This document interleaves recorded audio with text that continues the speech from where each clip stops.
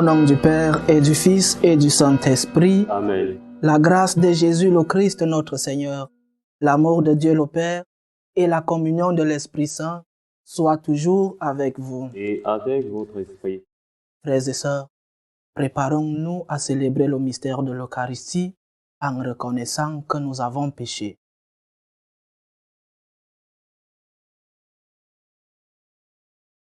Je confesse à Dieu Tout-Puissant, je reconnais devant mes frères que j'ai péché en pensée, en parole, par action et par omission.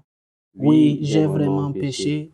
C'est pourquoi je supplie la Vierge Marie, les anges et tous les saints, et vous aussi mes frères, de prier pour moi le Seigneur notre Dieu. Que Dieu Tout-Puissant nous fasse miséricorde, qu'il nous pardonne nos péchés et nous conduise à la vie éternelle. Amen. Seigneur, prends pitié. Seigneur, prends pitié. Christ, prends pitié. Prends pitié. Seigneur, prends pitié. Seigneur, prends pitié. Prions le Seigneur. Fais-nous vivre à tout moment, Seigneur, dans l'amour et le respect de ton saint nom. Toi qui ne cesses jamais de guider ceux que tu enracines solidement dans ta charité. Par Jésus-Christ, ton Fils, notre Seigneur, qui vit et règne avec toi dans l'unité du Saint-Esprit, Dieu, pour les siècles des siècles. Amen. Amen.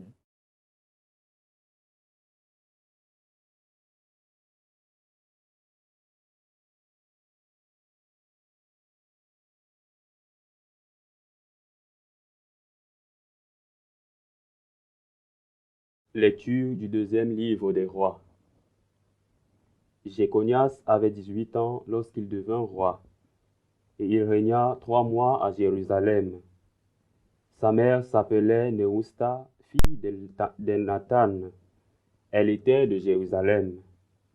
Il fit ce qui est mal aux yeux du Seigneur, tout comme avait fait son père.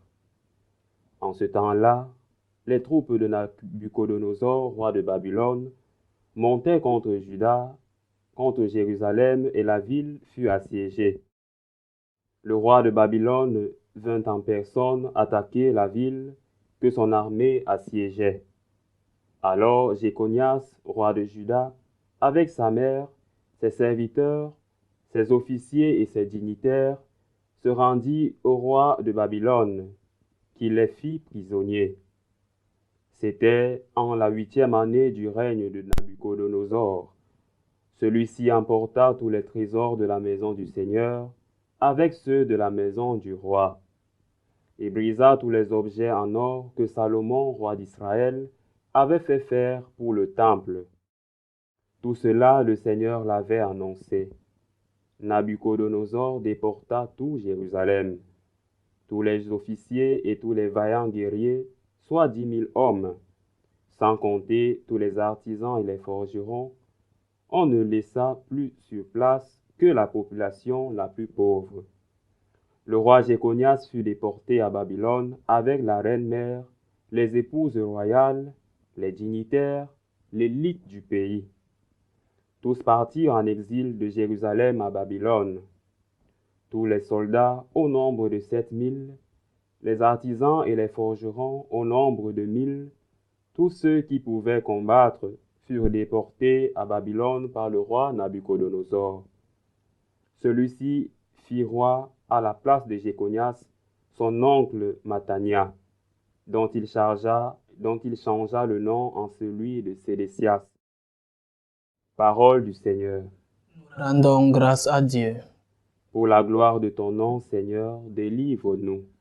Pour la gloire de ton nom, Seigneur, délivre-nous. Dieu, les païens ont envahi ton domaine. Ils ont souillé ton temple sacré et mis Jérusalem en ruine. Pour la gloire de ton nom, Seigneur, délivre-nous. Ils ont livré les cadavres de tes serviteurs en pâture aux rapaces du ciel, et la chair de tes fidèles aux bêtes de la terre. Pour la Gloire de ton nom, Seigneur, délivre-nous.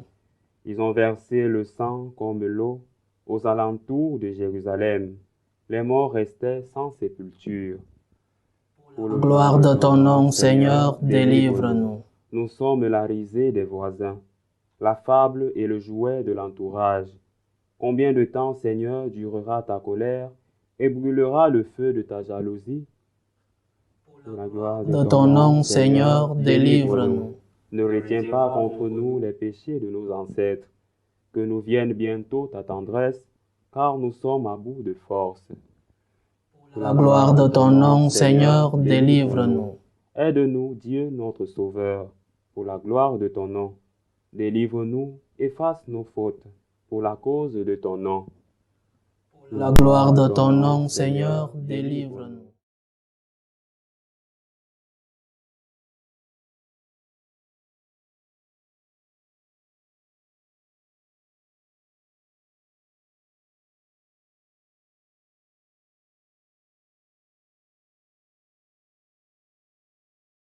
Le Seigneur soit avec vous. Avec votre esprit. Évangile de Jésus-Christ selon saint Matthieu. Gloire à toi, Seigneur. En ce temps-là, Jésus disait à ses disciples, « Ce n'est pas en me disant « Seigneur, Seigneur » qu'on entrera dans le royaume des cieux, mais c'est en faisant la volonté de mon Père qui est aux cieux. Ce jour-là, beaucoup me diront, « Seigneur, Seigneur, n'est-ce pas en ton nom que nous avons prophétisé, en ton nom que nous avons expulsé les démons, et ton nom que nous avons fait beaucoup de miracles. Alors je leur déclarerai, je ne vous ai jamais connus, écartez-vous de moi, vous qui commettez le mal. Ainsi celui qui entend les paroles que je dis là et les met en pratique est comparable à un homme prévoyant qui a construit sa maison sur le roc. La pluie est tombée, les torrents ont dévalé, les vents ont soufflé et se sont abattus sur cette maison. La maison ne s'est pas écoulée, car elle était fondée sur le roc. Et celui qui entend de moi ces paroles sans les mettre en pratique est comparable à un homme insensé qui a construit sa maison sur le sable. La pluie est tombée, les torrents ont dévalé, les vents ont soufflé, ils sont venus battre cette maison. La maison s'est écroulée et son écroulement a été complet. Lorsque Jésus eut terminé ce discours, les foules restèrent frappées de son enseignement, car il les enseignait en homme qui a autorité et non pas comme leurs scribes.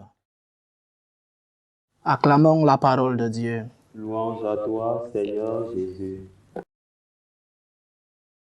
Beaucoup ont défini le christianisme comme la religion du livre. C'est vrai. Nous lisons un livre entre nos mains chaque jour, ce que nous appelons la Bible, les Écritures saintes. Oui, le christianisme est basé sur un livre. C'est le témoignage de ceux qui ont vu, de ceux qui ont vécu, qui est écrit dans ce livre. Mais le christianisme n'est pas seulement cela. Le christianisme n'est pas seulement ce bout de papier. Le christianisme est aussi vie de chaque jour. Ce n'est pas celui qui crie « Seigneur, Seigneur ». Ce n'est pas celui qui lit la Bible. Ce n'est pas celui qui a des Bibles chez lui qui verra le royaume des cieux. Mais celui qui met ces paroles écrites dans ce livre en pratique. C'est-à-dire, nous pouvons être les plus pieux du monde. Nous pouvons être les plus serviciables dans nos paroisses. Nous pouvons être des choristes, des enfants de chœur. Mais si nous ne mettons pas en pratique ce qui est écrit dans notre livre, ce que nous a enseigné le Seigneur, ce que nous ont transmis les premiers chrétiens jusqu'à nos jours, si nous ne mettons pas en pratique cette parole, je ne vais pas dire que c'est vain d'être choriste, mais nous ne sommes pas, comme je disais hier, cohérents. Le christianisme n'est pas seulement un livre. Le christianisme n'est pas seulement un récit. Le christianisme touche nos vies quotidiennes, en tout cas doit toucher nos vies. Et ces chrétiens qui crient « Seigneur, Seigneur » et qui ne mettent pas en pratique, savent déjà ce qui va se passer. Ils sont en train de construire leur maison sur le sable et le vent qui arrive fait écrouler la maison. Quand nous sommes dans les problèmes, qu'est-ce que nous faisons? Au moindre problème, nous nous écroulons. Le christianisme, notre foi doit nous soutenir dans nos épreuves quotidiennes. Ne t'écroule pas au moindre problème, tu es chrétien. Oui, crie, Seigneur, aide-moi. Seigneur, prends pitié. Seigneur, au secours, oui. Mais le Seigneur nous demande de mettre en pratique sa parole. La parole est vérité, la parole est vie, nous dira dans un autre passage des évangiles. La parole de Dieu doit transformer nos vies. Ne restons pas dans la lecture de la Bible, on se moquera de nous. La transformation que la parole doit faire dans nos vies doit se ressentir au jour le jour, dans la pratique quotidienne, au travail, à l'école, à la maison, en famille, dans nos communautés religieuses.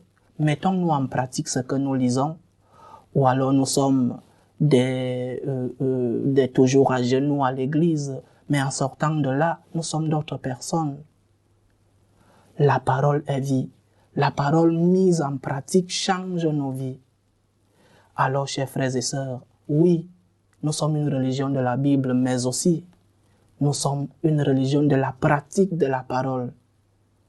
La parole n'est pas une idée. La parole n'est pas abstraite. La parole est une personne que nous suivons. Jésus nous a dit qu'il est la parole. Il est la parole. Et si nous le suivons, nous devons mettre en pratique, comme lui-même il a mis en pratique, il s'est incarné, il a souffert pour nous. Alors mettons en pratique ce que nous lisons. Mettons en pratique, soyons des témoins de la parole. Sinon, le Seigneur nous dit aujourd'hui, nos maisons que nous construisons sur le sable vont s'écrouler. Construisons sur le roc qui est le Seigneur. Mettons nos vies sur lui et mettons en pratique ce qu'il nous a enseigné.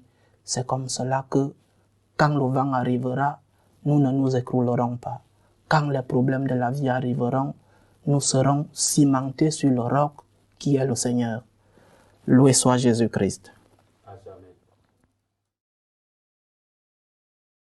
Présentons nos supplications au Seigneur pour la Sainte Église de Dieu, pour le pape François, les évêques, les prêtres et les diacres. Prions le Seigneur. Seigneur, écoute et prends pitié.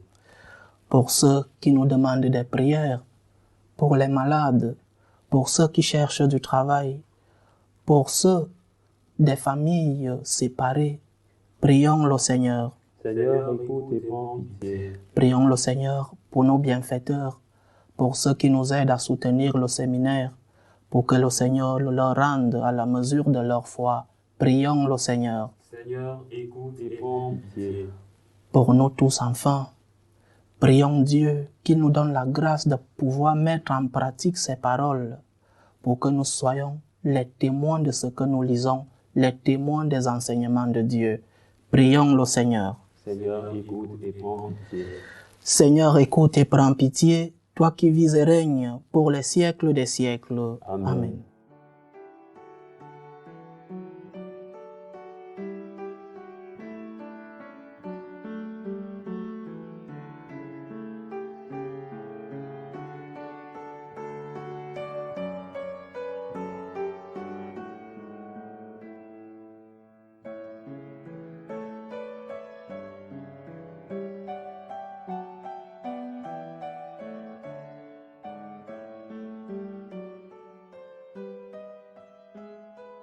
Tu es béni, Seigneur, Dieu de l'univers. Nous avons reçu de ta bonté le pain que nous te présentons, fruit de la terre et du travail des hommes. Il deviendra pour nous le pain de la vie. Béni soit Dieu maintenant et toujours.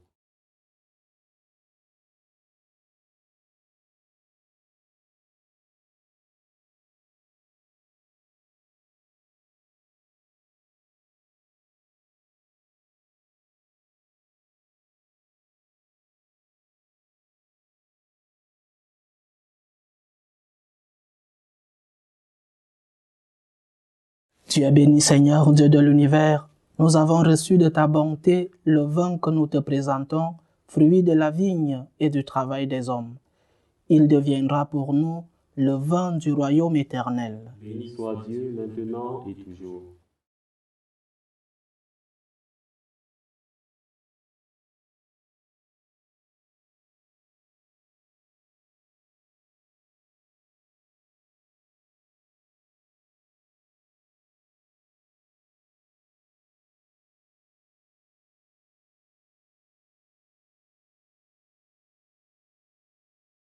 Prions ensemble au moment d'offrir le sacrifice de toute l'Église. Pour la gloire de Dieu et le salut du monde.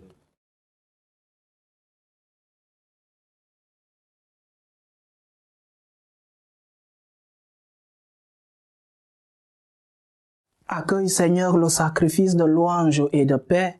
Accorde-nous d'être purifiés par son action et de t'offrir un cœur qui te plaise.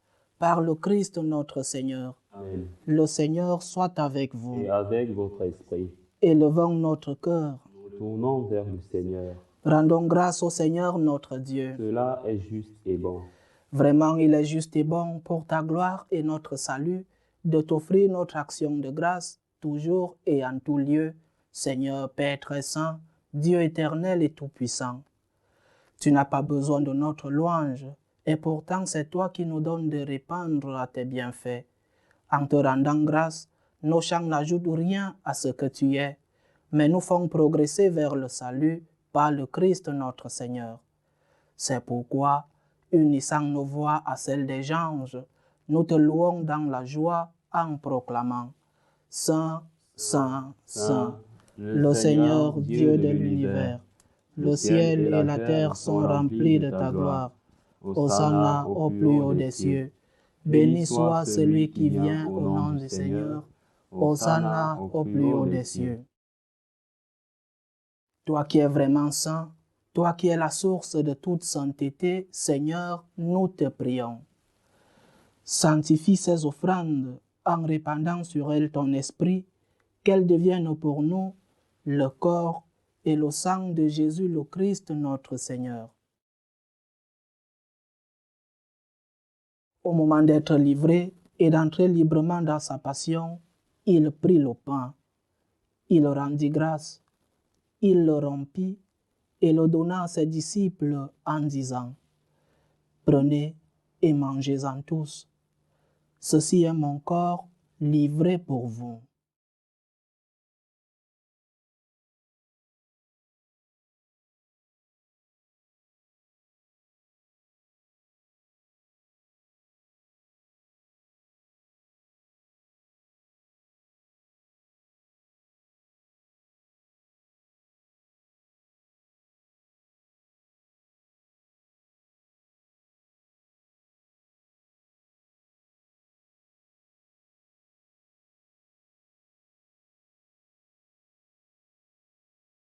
De même, après le repas, il prit la coupe.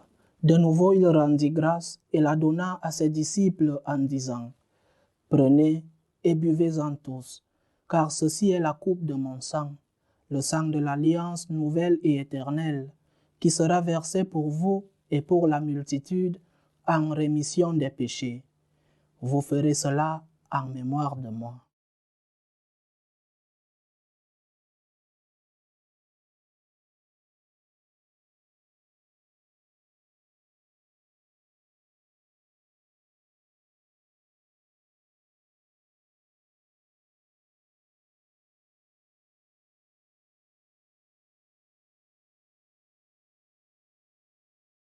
Il est grand le mystère de la foi.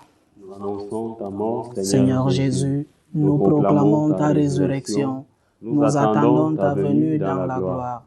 En faisant ainsi mémoire de la mort et de la résurrection de ton Fils, nous t'offrons, Seigneur, le pain de la vie et la coupe du salut. Et nous te rendons grâce, car tu nous as estimés dignes de nous tenir devant toi pour te servir. Humblement, nous te demandons qu'en ayant part au corps et au sang du Christ, nous soyons rassemblés par l'Esprit Saint en un seul corps. Souviens-toi, Seigneur, de ton Église répandue à travers le monde. Fais-la grandir dans ta charité, en union avec le pape François, nos évêques, les prêtres et les diacres. Souviens-toi aussi de nos frères et sœurs qui se sont endormis dans l'espérance de la résurrection, et souviens-toi dans ta miséricorde de tous les défunts.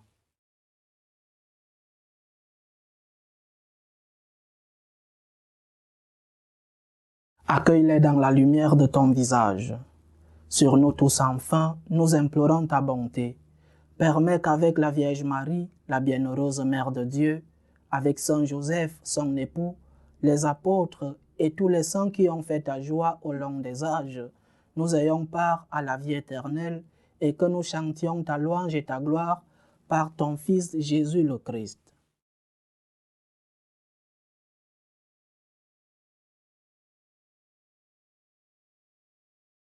Par lui, avec lui et en lui, à toi Dieu le Père Tout-Puissant, dans l'unité du Saint-Esprit, tout honneur et toute gloire pour les siècles des siècles. Amen.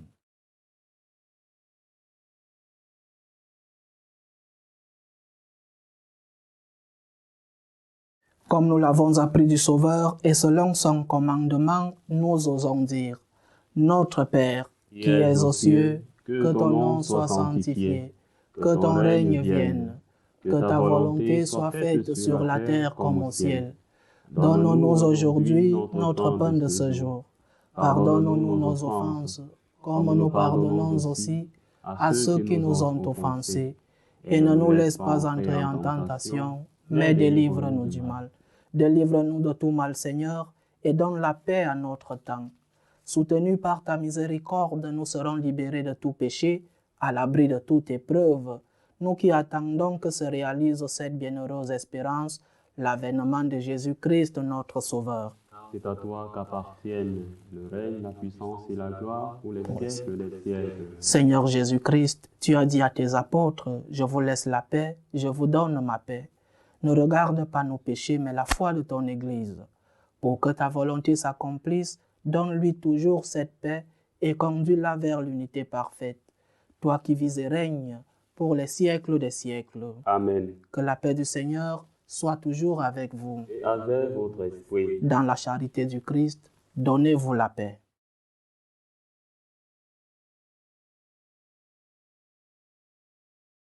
Agneau de Dieu, qui enlève les péchés du monde, prends pitié de nous.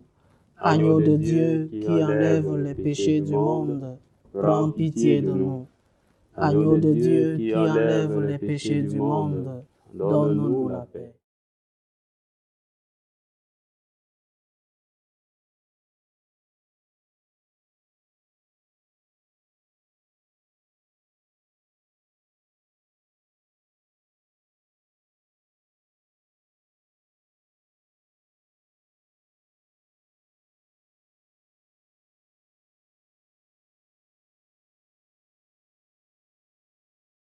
Voici l'agneau de Dieu, voici celui qui enlève le péché du monde. Heureux les invités au repas des noces de l'agneau. Seigneur, je ne suis pas digne de te recevoir, mais dis seulement une parole et je serai guéri. Que le corps et le sang du Christ nous gardent pour la vie éternelle. Amen.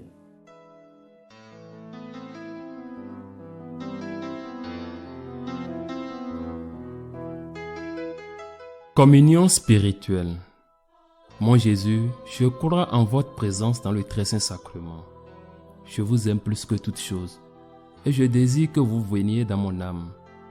Je ne puis maintenant vous recevoir sacramentellement dans mon cœur. Venez-y au moins spirituellement.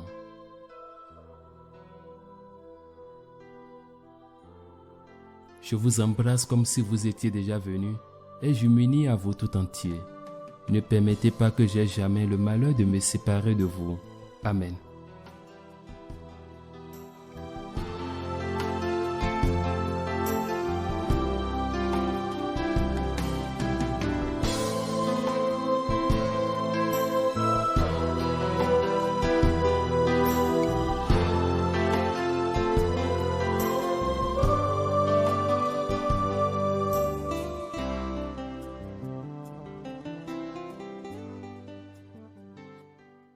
Achevons notre prière.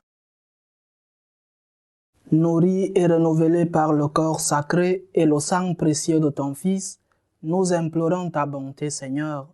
Fais que sur de la rédemption, nous possédions ce que nous aimons célébrer avec ferveur. Par le Christ notre Seigneur. Amen. Le Seigneur soit avec vous. Et avec votre esprit. Que Dieu Tout-Puissant vous bénisse, le Père, le Fils et le Saint-Esprit. Amen. Allez dans la paix du Christ. Nous rendons grâce à Dieu. Je vous salue Marie, Pleine pleine de grâce. Le Seigneur est avec vous. Vous êtes bénie entre toutes les femmes, et Jésus, le fruit de vos entrailles, est béni. Sainte Marie, Mère de Dieu, priez pour nous pauvres pécheurs, maintenant et à l'heure de notre mort. Amen.